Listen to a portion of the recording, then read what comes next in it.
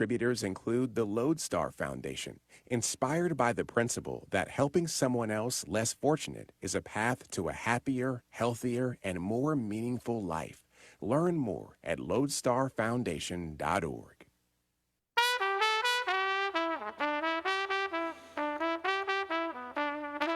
This is Charlotte Talks. I'm Mike Collins. Congress is on summer break, but there has been no break in the news coming from Washington or swirling around politics. Before the break, they passed the big, beautiful bill, which both Republicans and Democrats will say will have major ramifications. Funding was canceled for the Corporation for Public Broadcasting. The House quickly adjourned before they could vote on demanding a release of the Epstein files, but they are likely to be forced into dealing with that when they return.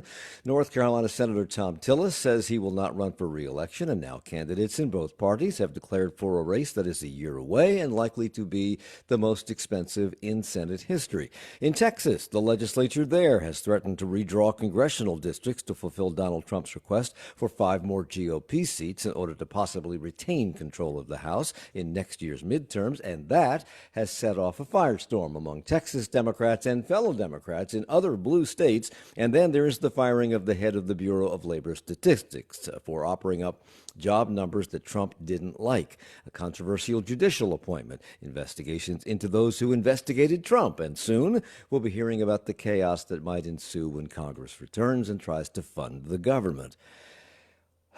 We won't get into it all, but we plan to try this hour as we welcome Reuben Jones, Spectrum News Washington reporter covering North Carolina and national politics. Danielle Battaglia is congressional correspondent for the Charlotte Observer and the Raleigh News Observer.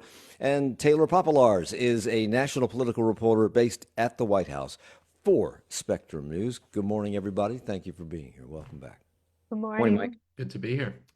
Reuben, that big, beautiful bill is in the rearview mirror. Republicans are bragging that it extends the 2017 tax cuts, adds work requirements for some Medicaid and SNAP recipients, adds billions of dollars for border security and for ICE enforcement and the military, and they view it as a cornerstone of their midterm strategy. Democrats call it the big, ugly betrayal that favors the ultra-wealthy while gutting support for working families and will likely cause millions of people to lose health care and food assistance and add $4 trillion to the national debt, even as it rolls back clean energy incentives. Democrats also see this as something they can campaign on in the midterms. They call it a rare policy gift that's easy to explain and deeply unpopular. So since many of the provisions of this bill won't kick in until after the midterms, are Democrats wrong and Republicans right? And when will we know it?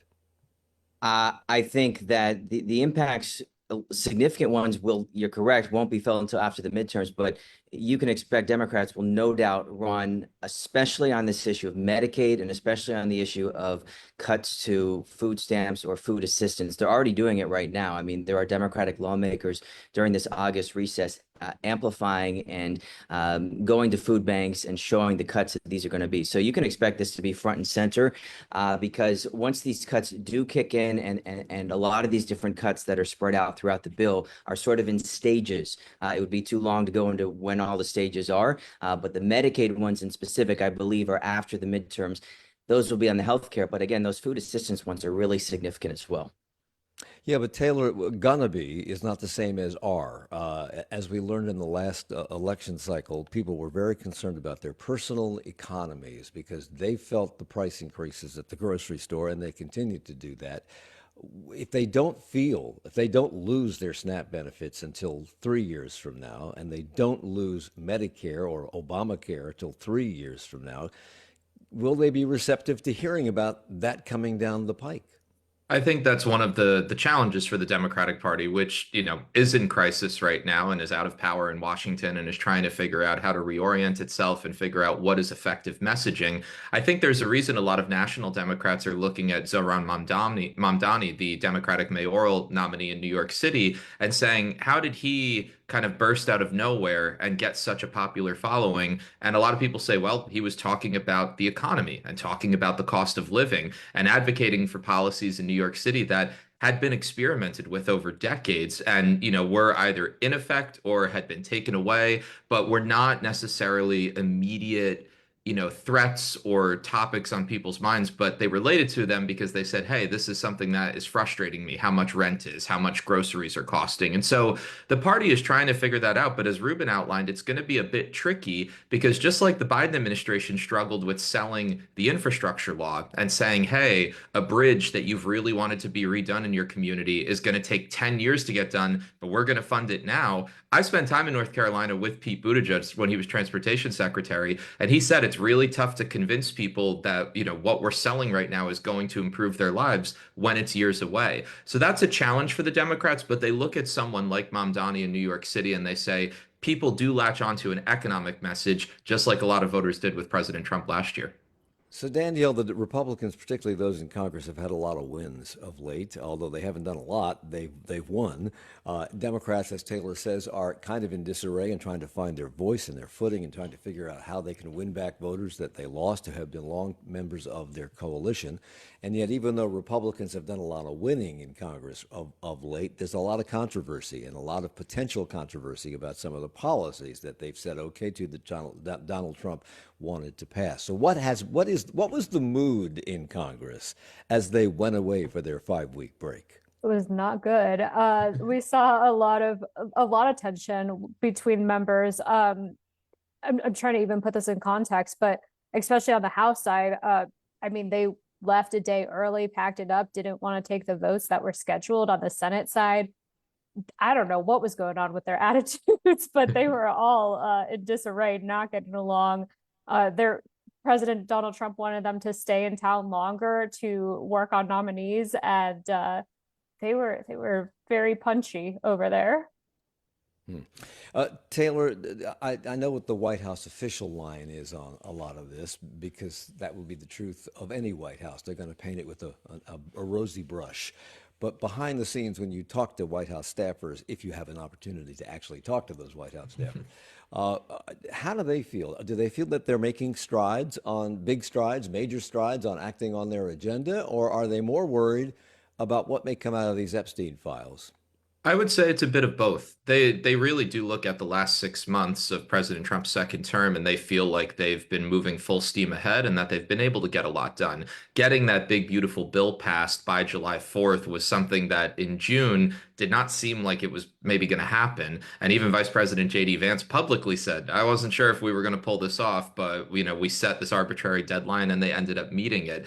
So I think the White House officials I speak with tell me they know that they have congressional Republicans in their pocket, and that if President Trump says jump, most congressional Republicans, save for figures like Tom Tillis, will say how high, and they usually have enough votes to get done what they need to. Regarding something like the Epstein files, that's an area where President Trump and his team doesn't have as much control as he does over the GOP and over congressional Republicans, and that's why you're seeing a struggle there. CNN reported overnight that Vice President Vance is going to be meeting with top officials at his residence Wednesday evening to talk about the Epstein files, to talk about whether they should be releasing transcripts and information from the Deputy Attorney General Todd Blanche meeting with Ghislaine Maxwell, who is a convicted child sex trafficker, was Jeffrey Epstein's girlfriend. So the Trump team, they constantly vacillate between trying to block out a story completely and flood the zone with other information, or latch onto a story completely and go head on into it. And they're deciding that with Epstein while trying to celebrate these legislative wins. Reuben, the White House has seemed to back themselves into a corner with this, because Donald Trump campaigned on releasing the Epstein files. He campaigned against the deep state that were keeping information from America, like what's contained in the Epstein files. And now the MAGA population wants them to release the Epstein files, and they seem to be dragging their feet or finding reasons not to do it. And they're very frustrated with reporters, even members of their own MAGA-friendly press, who want them to release these files. House member Comer just subpoenaed a bunch of Democrats and usual suspects to come and testify about their participation in all of this, including Bill and Hillary Clinton to come and testify. But nobody from the White House has been called to testify. House Speaker Mike Johnson adjourned the House early to get rid of this thing. Is this the first thing that Congress is going to have to deal with when they come back, or can they put this on a back burner for longer? We'll see how the speaker handles it. I mean, what they also are going to have to face is the reality of passing a budget at some point, which falls at the end of September, first day of October. It would be a shutdown if they don't pass a budget. So, yeah, I mean, look, Epstein is not going away by any means. And it's one of the few things that Republicans have sort of drawn a line with the president on. So when members get back, and they get an earful from the MAGA base that they want to see the Epstein files, and they continue to hear it from Democrats, it's going to have to come up. How the speaker handles it will wait to be seen. But yeah, they've got a budget they've got to pass. And as we've seen with Congress in many recent years, what they often do is they put it off, what's known as a continuing resolution. They'll pass a budget, a short-term budget for a few months, and they'll do it again and again. And that is a point of debate among many in the Republican Party.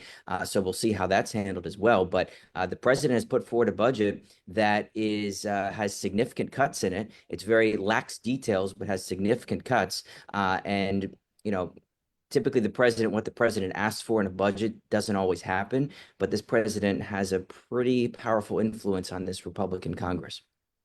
I don't want to move away from the Epstein files quite yet. Yesterday, I think it was, Danielle, Congressman Comer subpoenaed about 10 or 15 people, many of them Democrats, not all, but including a former president. And to the best of my knowledge, no former president outside of Gerald Ford has ever testified before a congressional committee. They just don't do it. What are the Democrats that have been subpoenaed by this committee likely to stonewall this committee and not appear?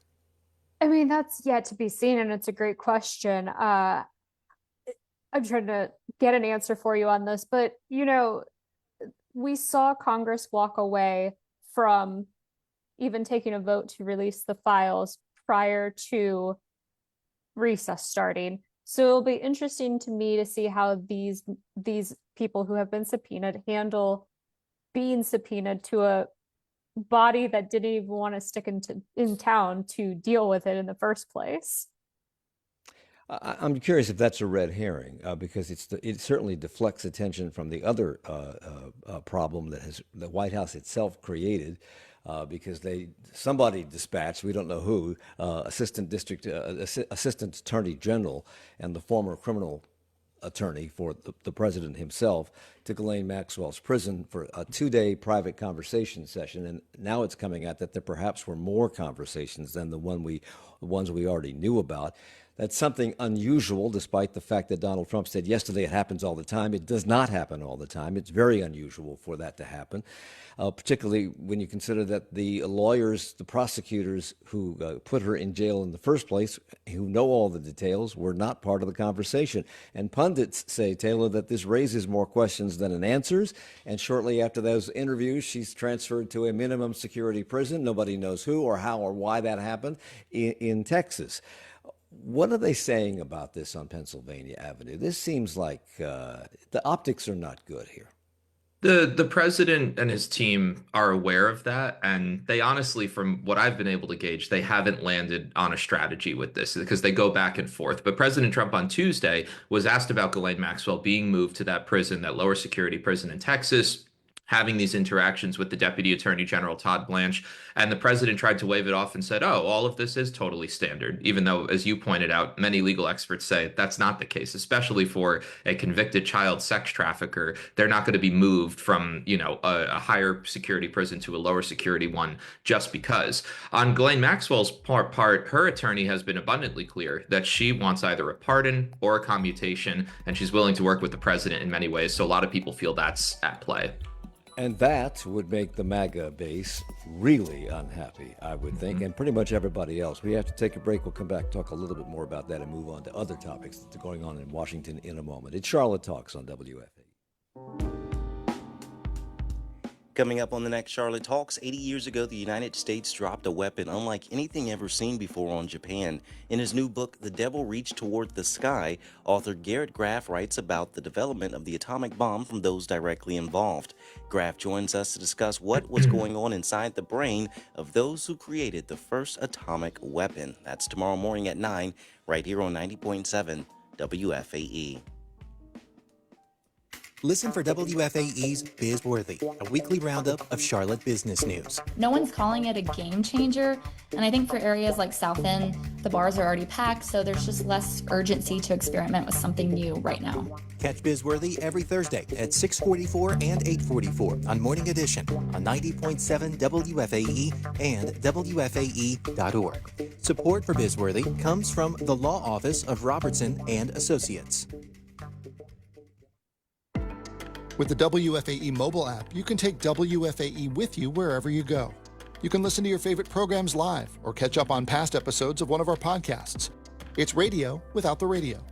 Enjoy engaging conversations, interviews, and stories that matter, all while on the move. Download the WFAE app now and experience the power of public radio in your pocket. Find it at the Apple App Store or on Google Play.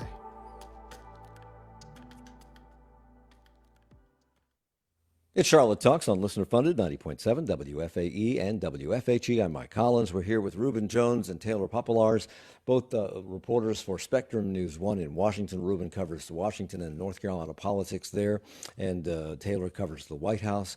Danielle Battaglia is also with us. She's a congressional correspondent for the Charlotte Observer and the Raleigh News and Observer. Still talking about the Epstein files and the mess that has created for politicians in Washington. North Carolina Senator Thom Tillis has been vocal about the release of these files, and he recently explained why. Release the damn files.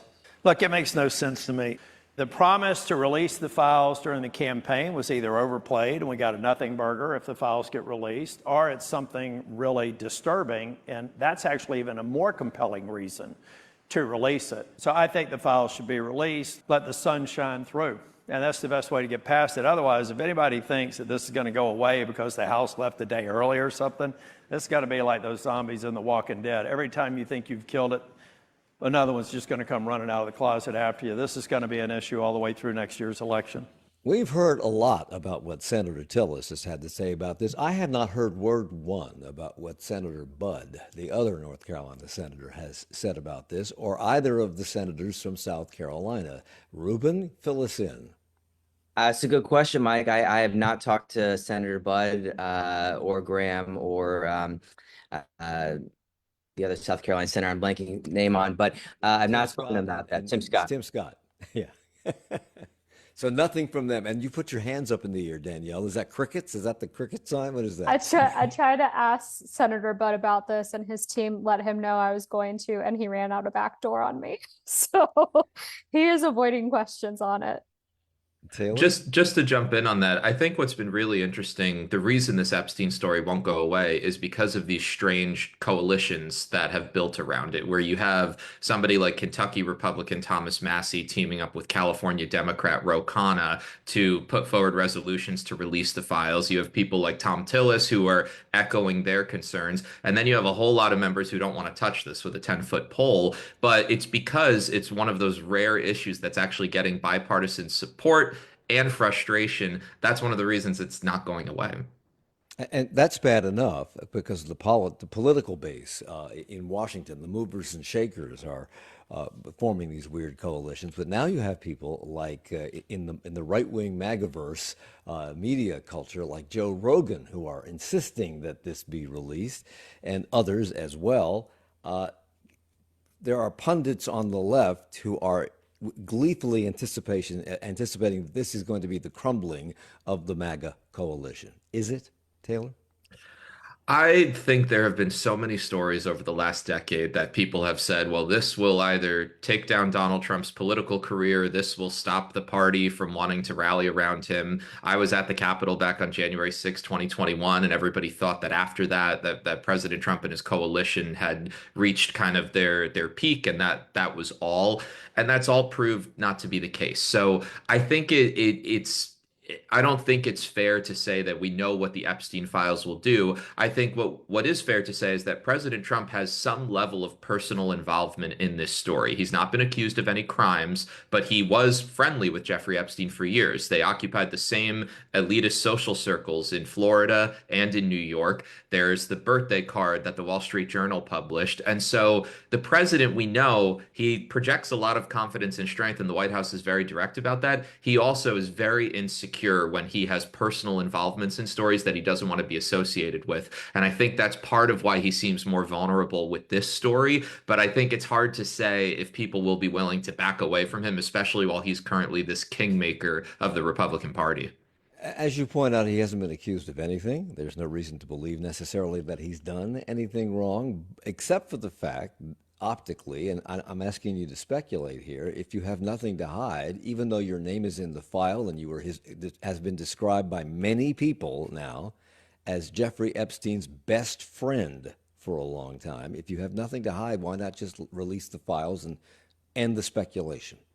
I think one of the struggles for the president is that he knows that this topic is something that people are interested in at large. President Trump does, even though he's been a billionaire for most of his life and he's kind of been out of touch with what the common man or woman is dealing with, he often is very plugged in terms of a pop culture sense of what people are interested in and talking about. And I think he knows that even if he committed no crimes related to Epstein, because of that personal relationship, people might say, oh, if there's additional information that comes out about their interactions, that won't reflect well on him. I think the tricky thing, though, is that after, as you pointed out, after you campaign on releasing these files and you campaign more broadly on what you're referring to as a deep state of powerful figures trying to suppress information about themselves, if there's more out there about President Trump's relationship with Jeffrey Epstein that his administration is trying to keep quiet right now, that will not only frustrate Democrats, that will frustrate a key part of the president's own base that currently feel like there's a cover-up. It's incredible to hear people like Steve Bannon and others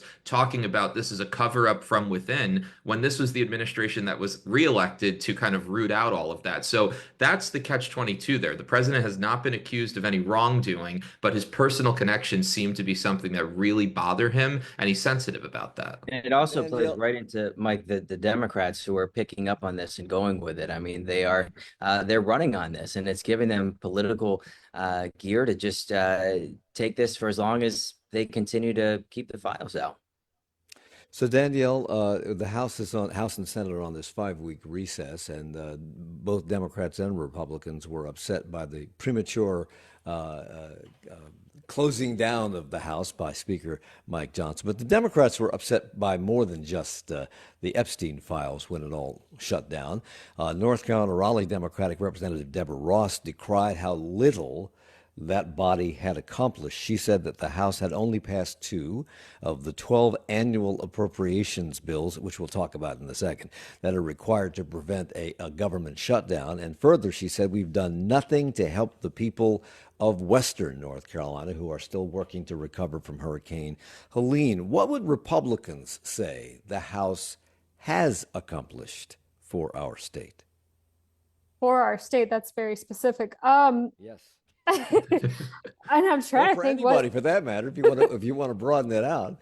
Well, I was going to say RNC which is the Republican National Committee, has put out an entire memo of talking points they are supposed to bring back to their communities, specifically looking at the big beautiful bill and how to sell that.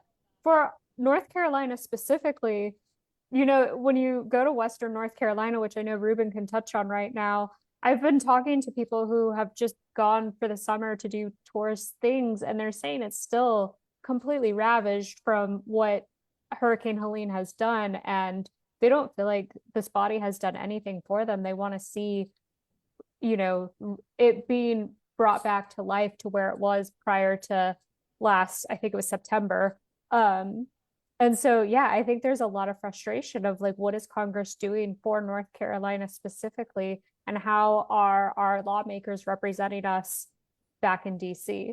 I do want to talk a little bit about the budget, but as long as you brought it up, and I kind of brought it up too, let's let Reuben talk about this, because you just spent several days, Reuben, in Western North Carolina doing some legwork on a story that I believe is scheduled to air next week on Spectrum News 1 about the hurricane recovery efforts there. And during the campaign, Donald Trump was very critical of the Biden administration and very critical of FEMA and their response to that disaster, and promised to do more for Western North Carolina. You spoke with citizens and officials. How would they grade the Trump administration and Trump's FEMA organization on what they've been doing since he took office? It's a bit of a mixed bag, Mike. I mean, I've spoken to like a Republican elected official who told me he'd give him a B. And so I think that, look, just to rewind for a second, because if you go back to the campaign, the president focused so much time on the Biden administration's, what they said was poor response to Helene. And there are concerns on the ground about how the administration responded at the time right away, and that it might have been too slow in some cases. Others would disagree with that. There was a lot of misinformation flying around during the campaign about how the government was responding. And some of that did come directly from then candidate Donald Trump. That is really when his push to dismantle FEMA emerged, and it has played out since he took office. Fast forward to when he took office and was sworn in, Western North Carolina was the first place that Donald Trump visited.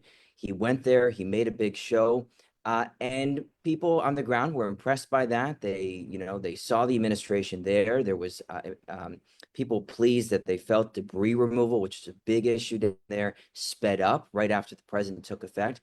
On the flip side of that, the FEMA has reduced the amount of federal dollars that they are devoting for debris removal to North Carolina, which means the state is on the hook for tens of millions of more dollars. They also eliminated members of AmeriCorps that were on the ground there. And I've heard a number of concerns from not only Democrats, but Republicans that the federal money that Congress did allocate in the fall has been slow to come to local elected officials. So it's a bit of a mixed bag 6 months into the Trump administration's response to Helene. There's a lot of work to do, I can tell you, being on the ground. A lot of work has been made, though. Asheville, in many places, looked really good. You go to some of the smaller towns like Marshall, there's a lot of work that still has to do, but they're doing it. It's just going to take a lot of time. Go ahead, Taylor. Just to build off of Reuben's great reporting, from the White House perspective, especially once the summer started and hurricane season reappeared for 2025, the Trump administration really decreased the amount it was talking about doing away with FEMA. At the same time, though, you've had President Trump and his Homeland Security Secretary, Kristi Noem, for instance, make very clear that they're of the mindset that the president should be determining where federal funds are going for disaster relief in a more unconventional way than has been the case in previous administrations. I actually political way, because he wants to reward his friends and punish his enemies. And we have direct reporting relating to that. In June, I was part of the White House press pool, and I asked the president about California and their federal relief needs based on the wildfires that happened earlier this year. And the president told me that there was a chance that his recent dust-ups with their governor, Gavin Newsom, who of course is a Democrat, could impact whether they get additional federal dollars. To Reuben's point, the president has been a lot more complimentary of North Carolina because he's more popular there. Michael Whatley, who's now this big Senate candidate, was put in charge as GOP chairman of overseeing the Hurricane Helene relief. And so it seems like the president is more willing to help there. But for these communities that are dealing with these disasters and cleanups that last years, there's now concern over whether or not FEMA will be as involved, whether or not the president will use his politics to determine it. And it's a concern.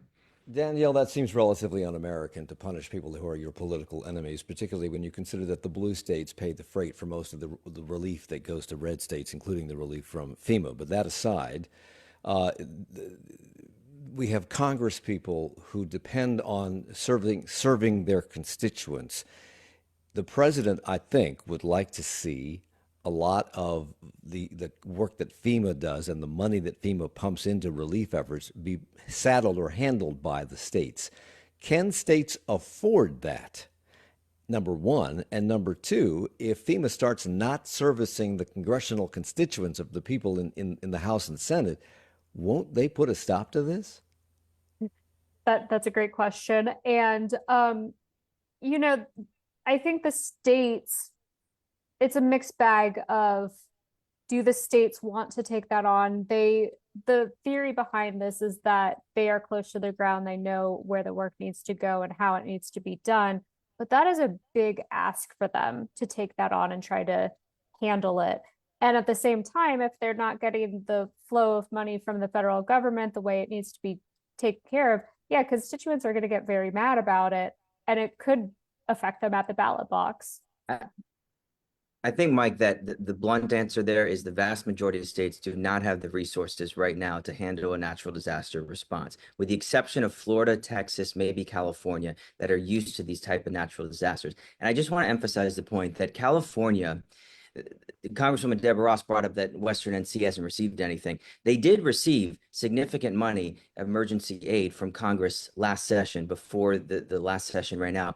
But California, like Taylor brings up, has not received any disaster aid since their fires devastated the LA area in January. And I mean, that is a major concern. And you would think it would be something that more bipartisan support would be there for that, because that's typically what we see with natural disaster responses.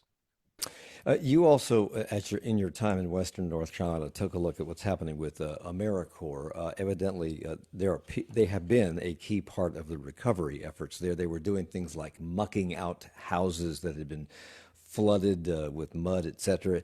But in April, the Trump administration cut funding to AmeriCorps, and all of those people were pulled. A federal judge has recently ruled that the administration has to restore AmeriCorps funding, but the future of the organization remains in limbo. Why? What has he got against AmeriCorps? It's a fair question, and the argument from the White House's perspective is that they have failed audits and that they are basically wasting money. Now, the counter argument to that is they're failing audits because they don't have the resources to handle some of the finances that they need to. Look, AmeriCorps is basically the domestic version of the Peace Corps, which I'm sure most people know about.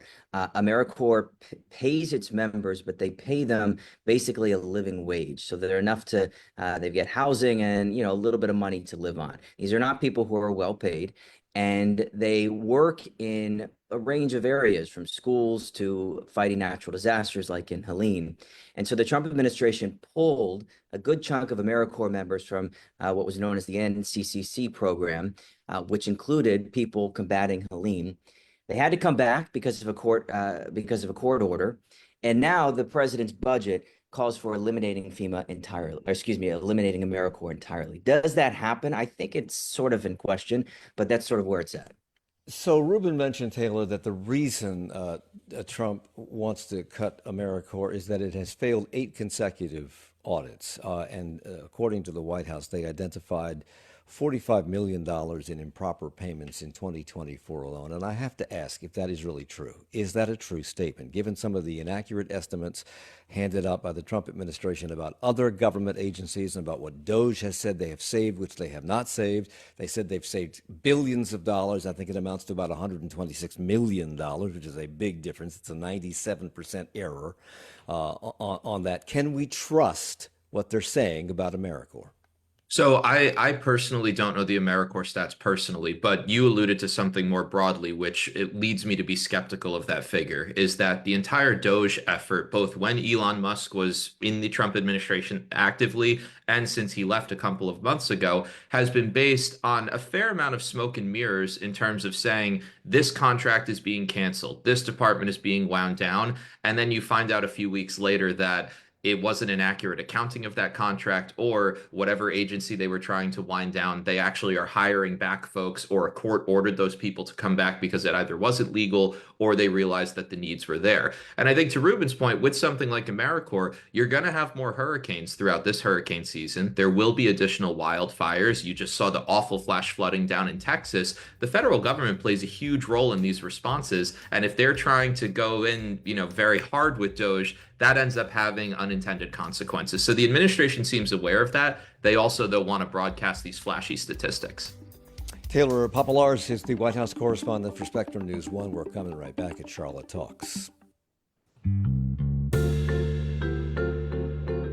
Good morning. It's just about 9:40. Coming up on 1A, the White House is attempting to tackle the drug affordability crisis with new tariffs and an emphasis on domestically manufactured drugs.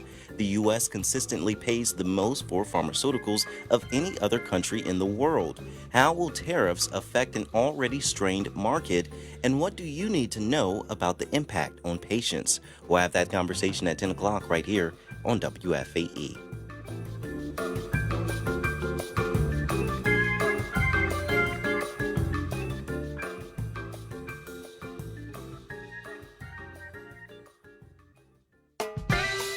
Peter Sagal here from Wait, Wait, Don't Tell Me. If you're a member of this NPR station, thank you. It means a lot. Now, if you were looking for another way to help the station, you could, I don't know, call up all your friends and ask them to donate on your behalf repeatedly at all hours of the day and night until they just give in to get rid of you or block your number. Or you could just donate a vehicle you no longer need. It's up to you. Annoy your friends or free up space in your garage. Your choice. Visit WFAE.org/cars to learn more. Support comes from WFAE listeners and Mazda of South Charlotte, committed to drivers that share Mazda's passion that cars make driving matter. More at mazdaofsouthcharlotte.com.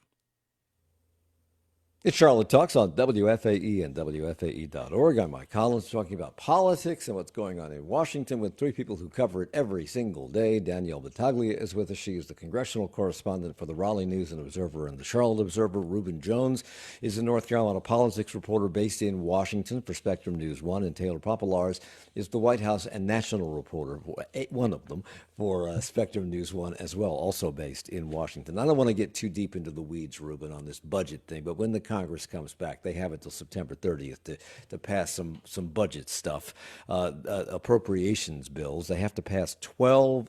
It doesn't make any sense to me, but they have to pass 12 appropriations bills, I guess one per month, and they do it all in one fell swoop by September 30th. And if they miss that deadline, they have to pass what are called continuing resolutions to avoid a shutdown.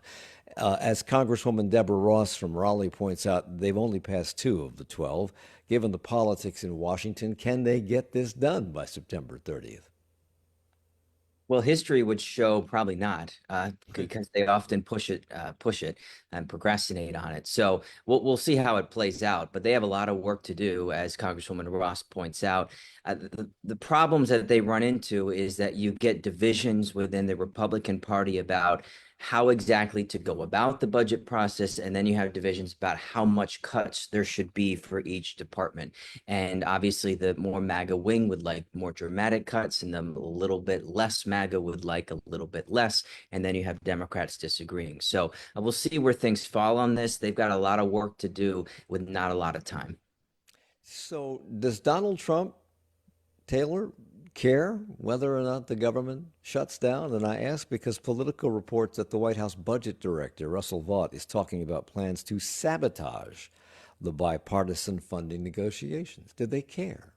So the president in his first term oversaw the longest government shutdown in history. We were all on Capitol Hill covering that, and it was a very dramatic process that lasted a few dozen days, if I remember correctly. So Donald Trump does not have a fear about the political ramifications of embracing a shutdown head on. And Democrats admit that they struggle with shutdown politics, and they struggle with either forcing one or then having to defend why they, didn't help out Republicans, or advocating for whatever causes they seem fit. You brought up the director of the Office of Management and Budget, Russell Vought. He has explicitly said this government funding process should not be bipartisan. The party in power should be able to pull all of the levers, and he's working every day with congressional Republicans on that. To Reuben's point, though, I can tell you, members of Congress that I've spoken to for years are furious with how the appropriations process has fallen apart, and that's Democrats and Republicans. It was supposed to be a very committee-driven process.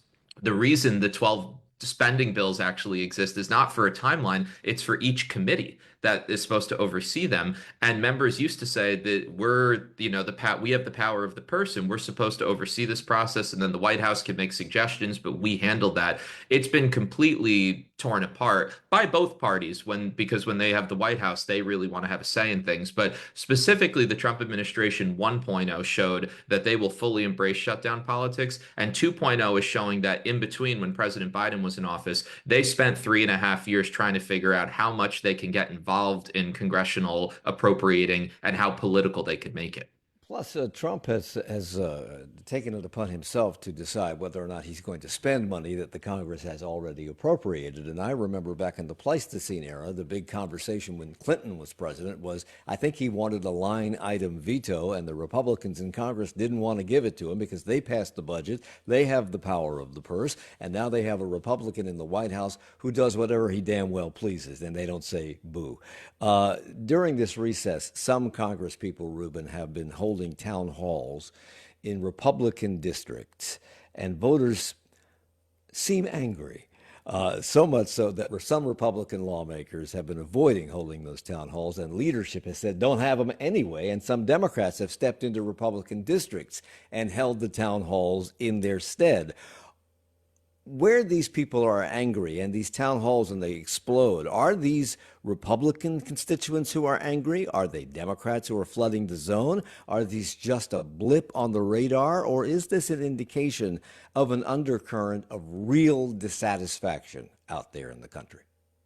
Good question. Republicans, some would tell you that these are Democratic plants coming in to sit in these town halls. Really hasn't been any evidence of that. Look, I mean, these are getting significant turnout. I mean, I saw one, I think it was with Congressman Mike Flood, where the line was just incredibly long. Yeah, of Nebraska. And we saw Congressman Chuck Edwards of North Carolina a few months ago have a town hall and get similar turnout. So look, we'll see if that plays out in terms of the midterms. We know that the president's approval rating has been dropping, so there are concerns on that front. And we saw mass protests, not too long ago with the No King's Day. But, it's not like we're seeing mass protests every day at the Capitol or at the White House. But yeah, I mean, these town halls are sort of an interesting dynamic to see how they play out because they are generating significant attention. Taylor, I asked you a minute ago about trust. Can we trust the Trump administration's assessment of AmeriCorps and their failing of the audits? There's another issue of trust that came up last Friday when Donald Trump fired the head of the Bureau of Labor Statistics after she put out a less than impressive jobs report. He claimed that Erica, I hope I say her name correctly, McIntyre. I think that's right. I think that's right. They say her figures were rigged, at least in his opinion, and that is the phrase he used. In my opinion, those figures were rigged. When the numbers were good earlier in his administration, from this same person, there were no complaints. Senator Roger Marshall, a Kansas Republican, who previously voted for this woman to have that job, said that she, quote, inflated job numbers by 800,000 pre-election, then missed by 250,000 in the last 2 months. The White House has not provided any evidence, only opinion, that she did a bad job. But business relies on these numbers from the office, from the Bureau of Labor Statistics. Have you or any other journalist in town been able to find any evidence of what the president is alleging? No, the easy way to put it is no. The president, he actually did a phone interview with CNBC earlier this week where he tripled down, and CNBC, all they do is talk stocks and jobs numbers. That's kind of their wheelhouse. And even their host who was interviewing the president tried to say, you realize you're undermining confidence in this economic data that not only the U.S. relies on, but that the world relies on. And the president reiterated, well, I think it was rigged against me, just like the 2020 election was rigged. And he was repeating that baseless claim. So it really does seem like the White House is just doing this because the president was upset with last week's jobs report and that there's no evidence to support it. I've spent much of this week on the phone with economists, a former Labor Department chief economist. We saw one of the former Bureau of Labor Statistics commissioners go on CNN on Sunday and say, listen, this system isn't foolproof because they're basically surveying American businesses and American workers, and it takes time to get that information back. But the BLS, the Bureau of Labor Statistics, has a system in place where they put out this initial data every first Friday of the month, and then they go back and they look at the previous 2 months because they've gotten more information. And then once a year, they do a bigger audit on the previous year's data to fine-tune it. They're not saying it's foolproof, but they're saying it's as accurate as it can be. And to your point, the Trump administration in April, May, June, and July, once the labor secretary was confirmed, celebrated every jobs report, and said this data is amazing. It shows that the president's economic agenda is working. This was the first time that it was a less than promising jobs report. The president said immediately what he's done many, many times in the past on many, many other topics. This was rigged against me. It's all political, and I'm firing this person. There's a lot of concern, though, from people who cover and exist in this economics world in Washington that future jobs report numbers won't be able to be trusted depending on who the president installs, and then that's going to impact the economy. And this is part of a trend. Tom Tillis, Senator Tillis, has been more free in his comments about this since he decided not to run for re-election. Here's what he had to say. It was just fired because the president or whoever decided to fire the director just did it because they didn't like the numbers. They had to grow up. They ought to grow up. Republicans and White House staffers, we all know, march in lockstep with Trump, but he has surrounded himself now with people who tell him what he wants to hear. He didn't like the numbers here, so he fired this woman. Recent reports confirmed that he has fired several officials within the National Security Council over concerns about their loyalty to his agenda. He has recently begun to personally interview candidates for promotion to four-star general, which breaks with a long-standing tradition. And experts say those interviews could be perceived as a loyalty test, potentially politicizing the military's top ranks. This is very disturbing. What has the White House had to say about this, Taylor?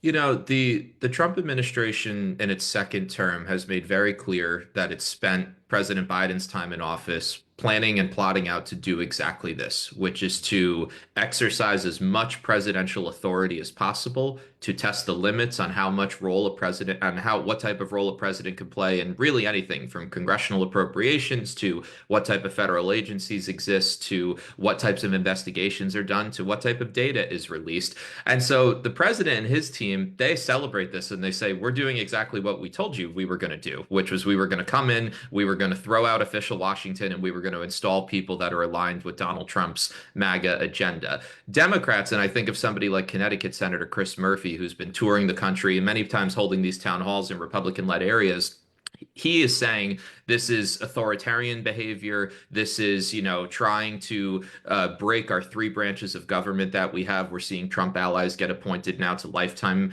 federal judgeships. We're seeing them get high roles in the Department of Justice. And so you have these concerns from Democrats and critics of the president, but you have the president's base saying this is exactly what we wanted because we believe President Trump's vision for all of these things is the correct vision. The big question, though, can't both things be true?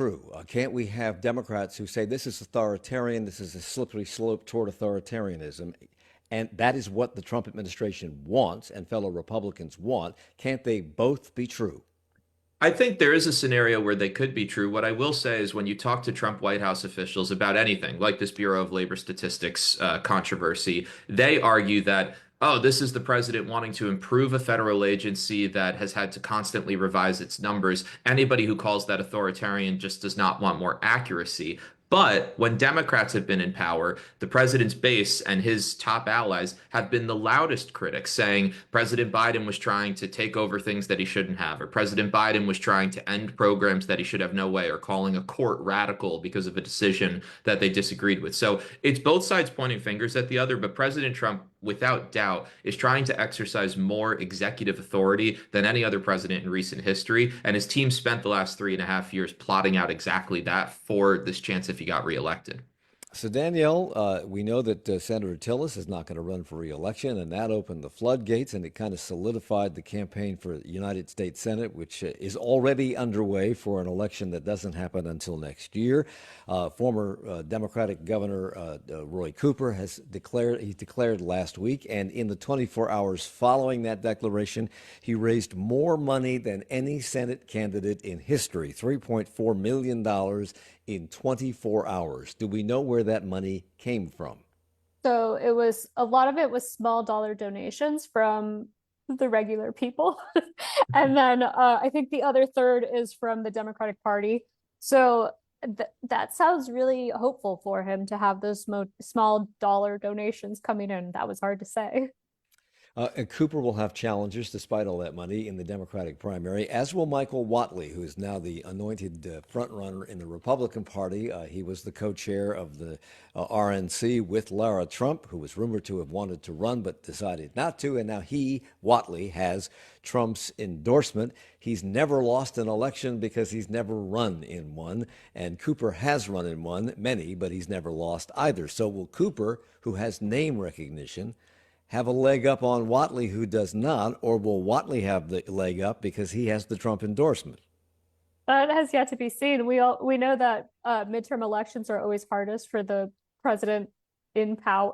That doesn't make sense. The president in power, for the party in power, and so that already hurts Whatley a little bit. Whatley's also closely aligned with the president, so depending on who's coming to the polls and whether that's people who very closely support the president or people who are angry at the president at the time of the midterms, that could make all the difference.